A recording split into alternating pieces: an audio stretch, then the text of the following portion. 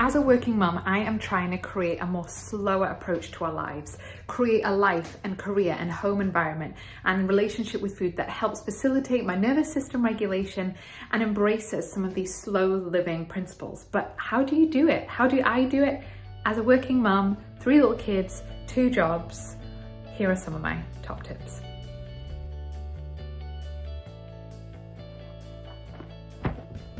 Oh, do you like it there, Rainbow? So what does slow living look like as a working mum? How do I regulate my nervous system? How do I signal safety to the brain so that my hormones and my gut and my neurotransmitters and my general joy for life can be balanced? I'm going to share a couple of the key foundational things that I've learned and am learning because I'm still figuring this out. You know, my brain really wants to go fast.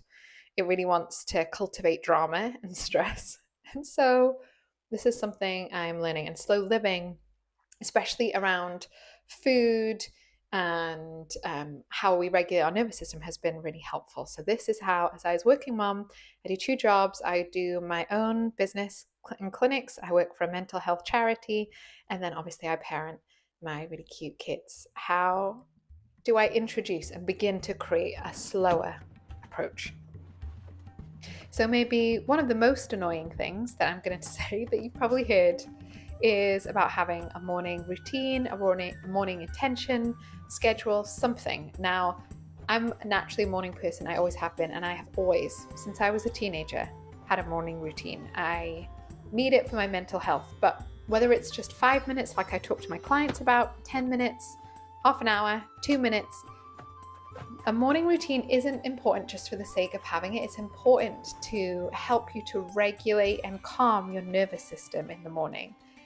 For me, slow living starts first in my brain, not in the things I buy or don't buy, or the stuff I have in my house, or how decluttered my house is. That's a part of it, and I love decluttering. But it first starts with my mind. I can do the performance of slow living, and I could make it look like here on YouTube that I'm just so into it. But if my mind is racing and a chaotic place to be, all of that stuff is pointless. So for me, a morning routine looks like getting up before my kids, involves meditation, involves yoga, but yours doesn't have to involve those things. I literally had somebody today who was thinking of working with me being like, "You're not going to make me do yoga, are you?" And I'm like, no.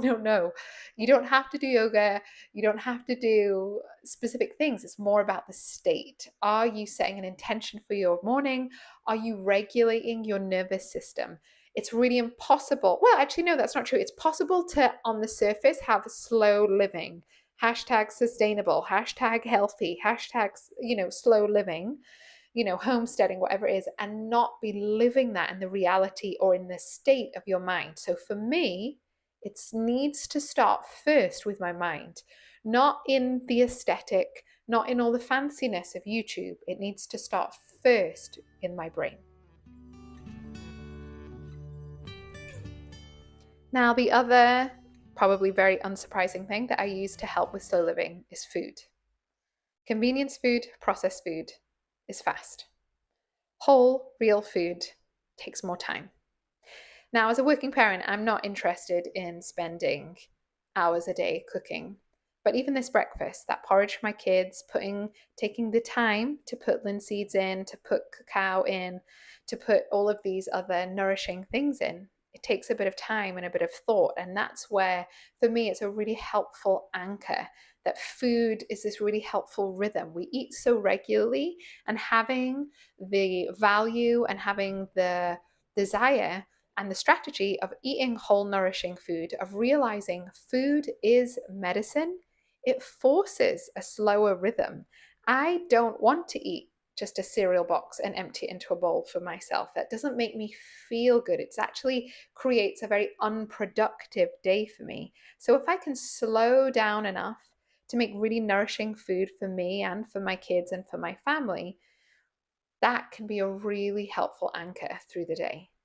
I think a lot of some of what I can see online is there's a lot of aesthetic and a lot of different things going on with slow living, and a lot of people are missing the food element. I think if you can slow down, your actual eating in terms of chewing, which I am terrible at, but I'm trying to get better at, but also looking at, okay, I'm gonna make pizza. I'm gonna make some porridge. How could I slow down some aspects of food? Even just a little bit can be really helpful. And I don't mean spend hours. Like, honestly, I'm not wanting to spend hours and hours doing this, but food can be a really helpful reminder to slow down and nourish yourself, especially as the mum.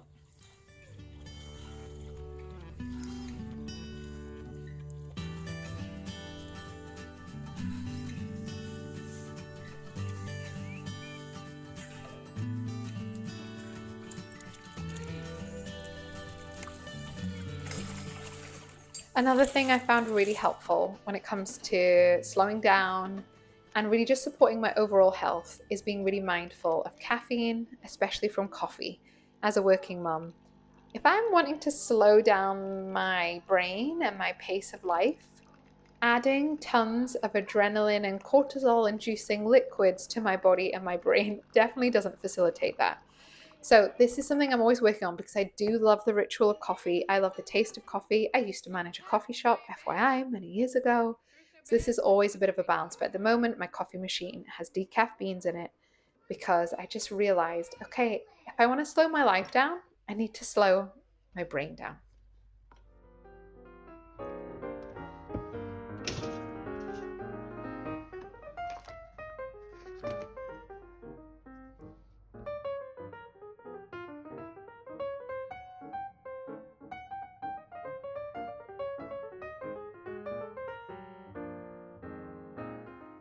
Another thing that I find really helpful that I've talked about a lot with clients and noticing myself, another way to really help the process of slowing down is to really honor your bodily cues. Now, this might sound like the most obvious thing, but you would be surprised at how many clients I speak to that put off going to the toilet, that don't have a poo every day or that second poo every day because they're just too busy, stuff's going on, they don't, air quotes, have time. They don't eat because they don't feel like they have time. They don't drink water because they don't feel like they have time. They don't make rice from scratch because they don't feel like they have time. All of these things. I think if you can just go back to, am I hungry? Do I need a wee? Do I need a poo? Do I need to rest for 1 minute? Most of the time we do have 30 seconds to a minute.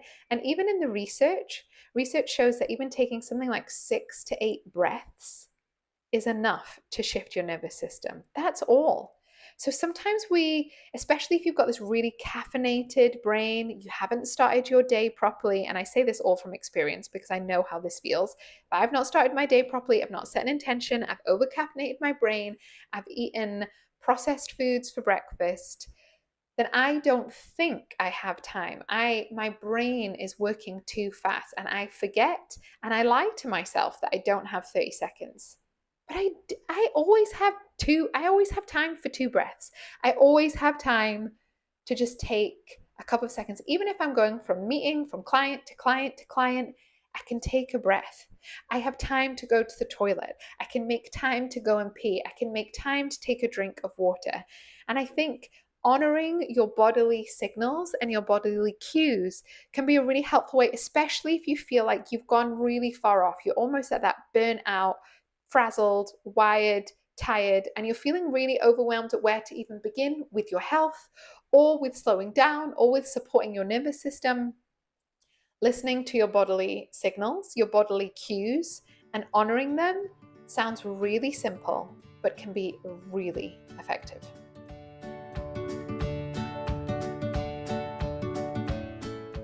Also, while I'm not going to go into it in detail, a big reason I can do any of this is because of the type of work that I have created and worked really hard to create a job and a career that is flexible, where I work from home and can also provide for my family. So that's worth noting. That is a privilege. That is something I've created. That's something I've been super intentional about establishing in my life. So I'm not going to go into that in too much detail here, but if you'd like to know more about the nuts and bolts of how and what I do, then just put a thumbs up in the comments and I could do another video on that.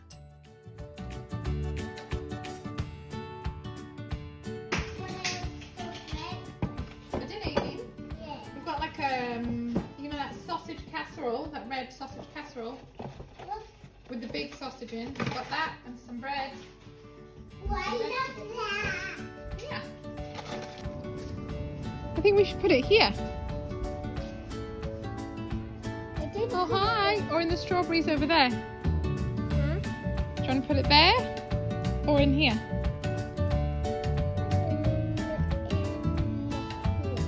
This one? Okay. So pass it here.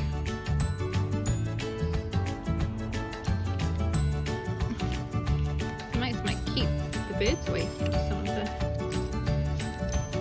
There's one tiny strawberry that's not ready yet, but the birds keep eating it. Oh, I'm going to pick... Oh, I take the label off. Oh, do you like it there, Rainbow? Yeah. Very nice. The next thing I am constantly learning is that I just can't do it all.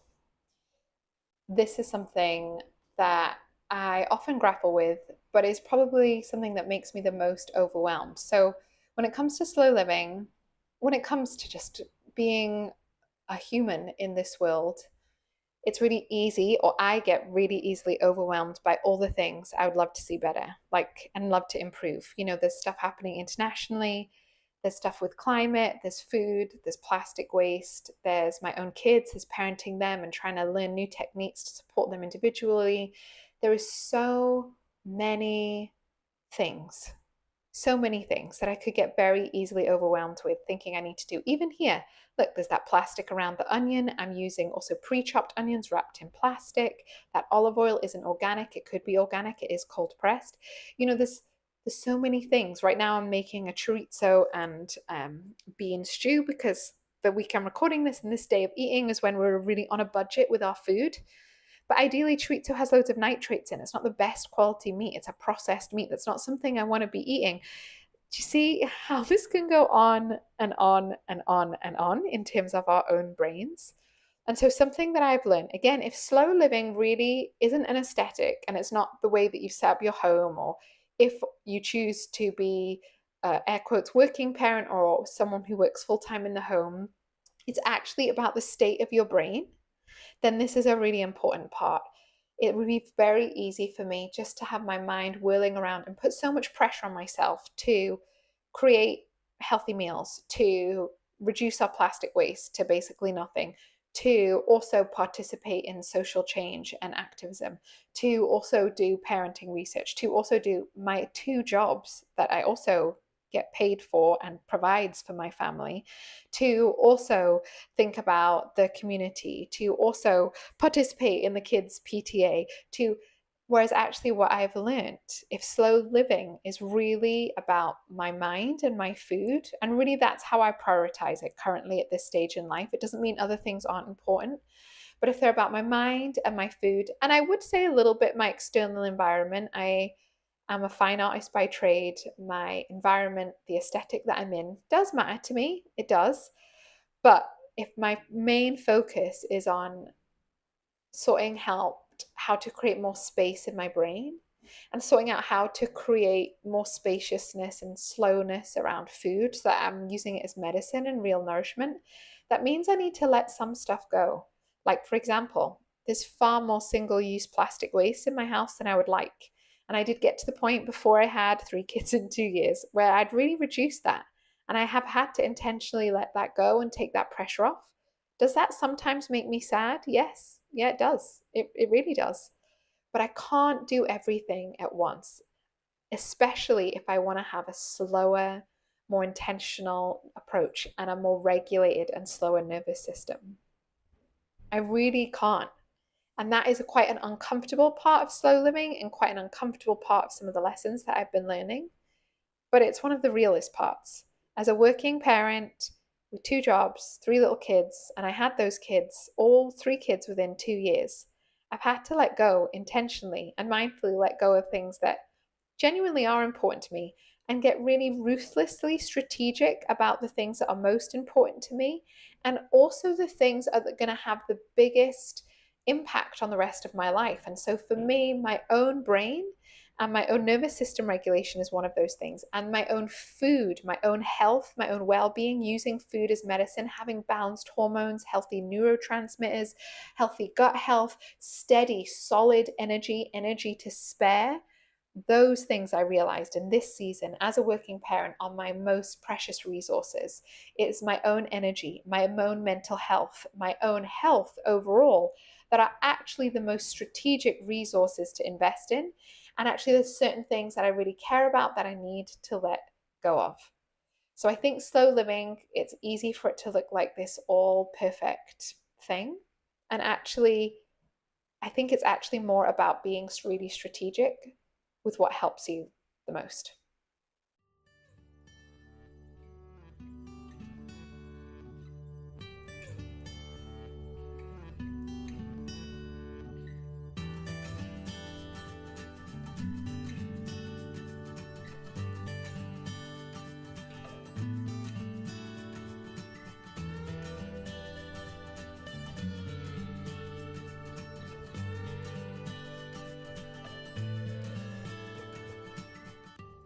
So, those are some of my thoughts.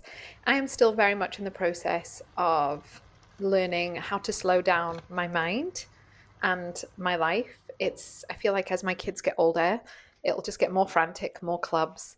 But for me, food has been such a good gateway in. Even this is my veg box arriving. When this arrives every week or every 2 weeks, it's just so grounding. Look, it's a beetroot from local soil, sweet corn, potatoes. Yes, they take more scrubbing, they take a bit more time. But for me, I found food to be a really helpful entryway in. And remember, I think when it comes to slow living, what, in my opinion, we're looking at is radically creating a life that supports our nervous system and our biology. And when we do that, actually, it's going to have such an immense effect on your hormones, on your neurotransmitters, on your gut health, on your body composition, on your joy and delight. Okay? So, this isn't necessarily about a trend. This is about you being well fed and radiant and whole well.